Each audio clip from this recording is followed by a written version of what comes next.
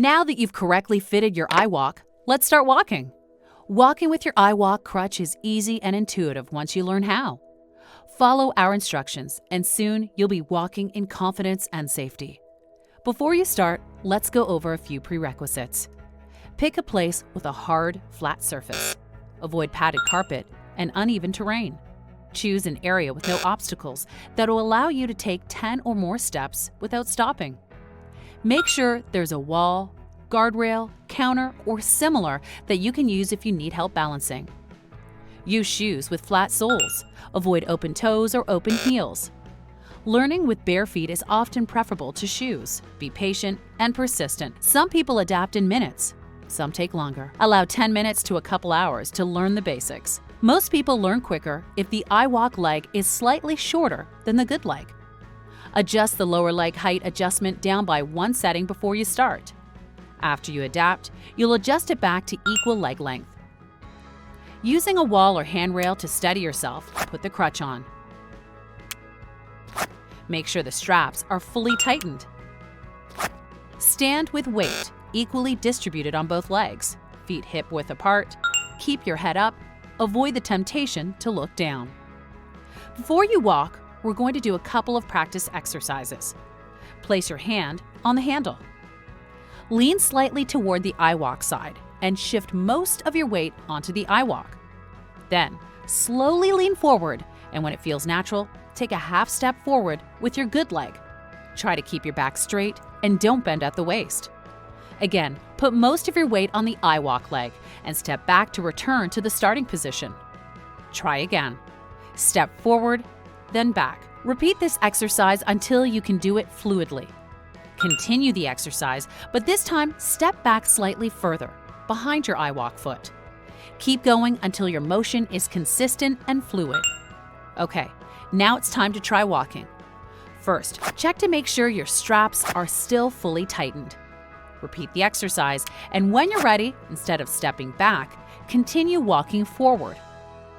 Keep your hand on the handle and remember to put the majority of your weight on the iWALK side. Once you've started walking, don't stop. When you need to turn around, steady yourself with a wall, rail, back of a chair, or whatever is available. Turn around by putting all your weight on the good leg, then pivot on your good leg until you make the turn. Return to the start position.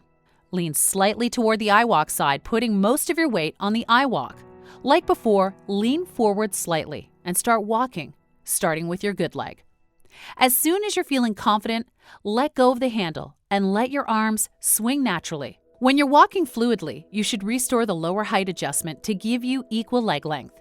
The crutch should immediately feel more efficient now that your legs have equal length.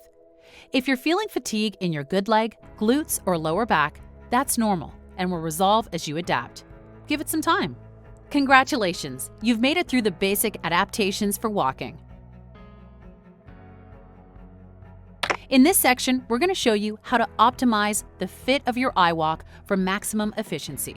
When standing or walking, you want the tread to be in full contact with the ground when you walk. Walking on the outside of the foot or the inside of the foot makes walking more difficult. This happens because your particular leg shape is causing the iWALK to angle in or out relative to vertical, but it's easy to fix, and it's done by adjusting the thigh supports. First, note that you have both an inner thigh support and an outer thigh support. Start by taking the crutch off and loosening the thumb screws. Note your initial numbered settings. Here's what to do if you're walking on the outside edge of the foot. Lift and rotate the outer thigh support outwardly to increase the number setting by 1. Finish by rotating the inner thigh support inwardly to decrease the number setting by 1. Then, tighten the thumb screw. Test your new settings. If you're still walking on the outer edge of the foot, repeat the process until you're walking with the entire width of the tread contacting the ground.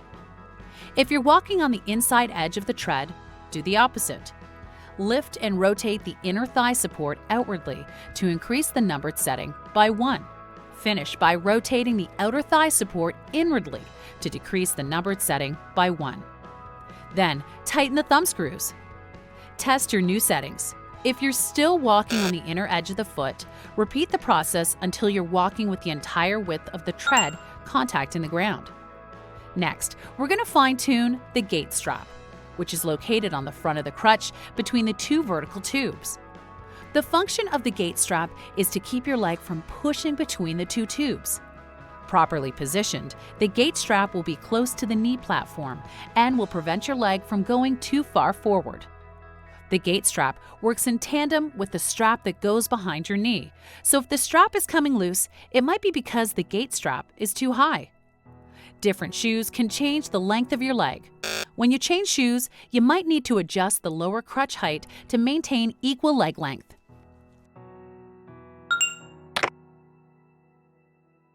One of the best things about the iWALK is that it allows you to use the stairs safely. When ascending or descending stairs, always use the handrail. To go up, start with your good leg. Follow with the iWALK leg, going one step at a time. Then repeat. The recommended way to descend the stairs is to go down backwards. Start with your iWALK leg, followed by your good leg. Continue to descend one step at a time. An alternative method is to descend facing forward. This method only works if the handrail is on the opposite side of your iWALK leg. Start with your iWALK leg. You cannot go straight down the stairs because your injured foot may hit the uphill step. Instead, turn partially sideways before descending. This allows your injured foot to clear the uphill step. Follow with the good leg and continue descending. When walking up or down steep slopes, use the same technique as you would on stairs. If you have an assistant, try not to rely on them any more than is necessary. Over-reliance on an assistant can increase the time it takes you to learn. After you've mastered your iWALK, for short trips, you can walk without strapping in. Use the handle to keep the crutch firmly in contact with your upper and lower leg. At some point, you're going to do what we call stubbing your I-toe. This happens when you're bringing your crutch leg from back to front and don't lift your hip high enough for the iWALK tread to clear the ground. This can be pretty scary, but it rarely results in a fall because your good foot is firmly planted on the ground in front of you. A quick hop is usually the worst thing that happens. This condition will typically self-resolve pretty quickly. If you're still having trouble walking, our tech support staff will help troubleshoot. Small adjustments can make a big difference. If possible, use your phone. Take a video of you using your iWALK. Position the camera so we can see you head to foot and take at least 5 steps towards the camera. Then turn around and take at least 5 steps away from the camera. Send us your video via the tech support page of our website, and an iWALK free technician will evaluate and make recommendations for improvements.